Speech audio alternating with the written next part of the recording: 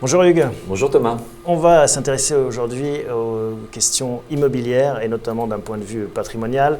Et souvent, quand on pense investissement immobilier, on pense Duflot Robien et on pense aux avantages fiscaux qui vont avec. Oui, alors je ne suis pas forcément d'accord sur tous ces mécanismes qui arrivent, qui repartent.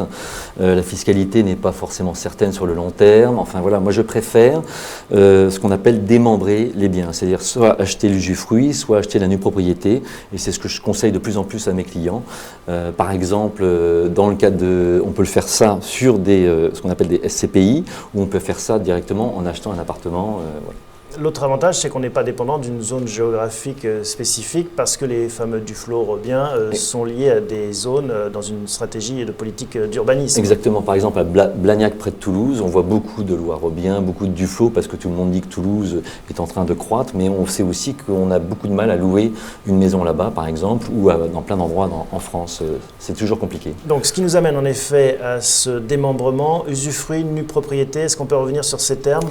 Voilà. Alors, l'usufruit, donc, c'est la jouissance du bien, et la nue propriété, c'est d'en être propriétaire. Vous êtes propriétaire des murs. Et on peut séparer les deux. Et on peut séparer les deux. Avoir un immeuble et puis des locataires. Exactement. Alors en général, ce sont soit des institutionnels, enfin des sociétés de gestion de biens immobiliers qui vont démembrer. D'un côté l'usufruit, de l'autre côté la nue propriété, ou ça peut être des promoteurs immobiliers ou des promoteurs comme Pearl ou WePlus qui vont démembrer un appartement en proposant par exemple l'usufruit à un bailleur social et la nue propriété à un client qui viendrait l'acheter. D'accord, donc il y a des marchés vraiment il y a des vrais marchés. Alors c'est assez confidentiel pour les appartements, il y en a peu.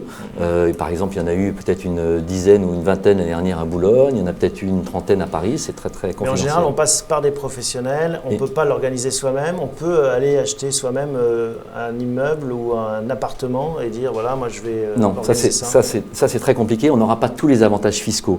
Je rappelle les avantages fiscaux.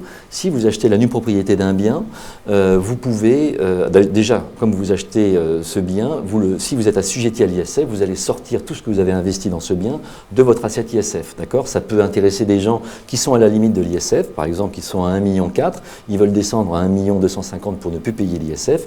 Ils investissent soit 150 000 euros dans un appartement, soit 150 000 euros dans une SCPI, les deux en nue propriété. À ce moment-là, ils deviennent non assujettis à l'ISF. Donc ça, c'est le premier avantage. Deuxième avantage, c'est quand vous achetez la nue propriété, vous n'avez pas les revenus locatifs.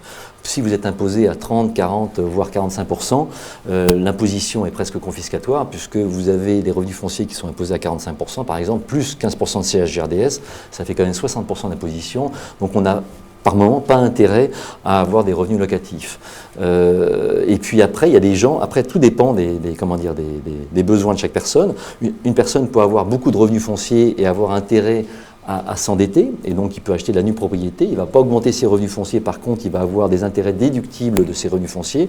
Une personne peut avoir des déficits fonciers très importants, à ce moment-là il va acheter des revenus, des SCPI de rendement par exemple. Est-ce que c'est liquide, aussi liquide qu'un bien en pleine possession? Alors évidemment, en général, quand on achète par exemple un appartement en nue propriété, on l'achète pour 20 ans. Mais il y a un marché secondaire et ça se revend assez facilement.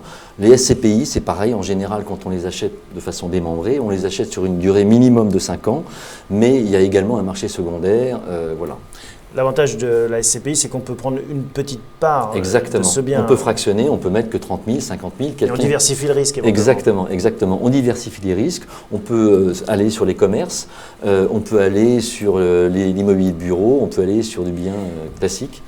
Dernier avantage, ça peut être un outil de transmission? Ça peut être un outil de transmission. Moi, j'ai par exemple préconisé à quelqu'un que je connais très bien d'acheter la nue propriété de la maison de ses parents. Ses parents avaient des besoins pour leur fin de vie et donc j'aurais dit, écoutez, achetez la nue propriété, comme ça vous êtes sûr, comme, quand ils vont disparaître, de pouvoir en hériter. Vous allez bénéficier d'un abattement, donc patrimonialement parlant, c'est très intéressant. Et vous récupérez l'usufruit à ce moment-là. Et vous récupérez l'usufruit et puis vos parents, comme ça, vont bénéficier d'un capital qui va leur permettre de prendre quelqu'un à plein temps pour s'occuper d'eux sur leur fin de vie. Donc là, c'est le moyen de le faire en direct. Exactement. Et là, on peut le faire en direct. Et on optimise fiscalement, puisqu'on utilise les abattements, et on optimise patrimonialement. Voilà. Merci Hugues. Merci Thomas.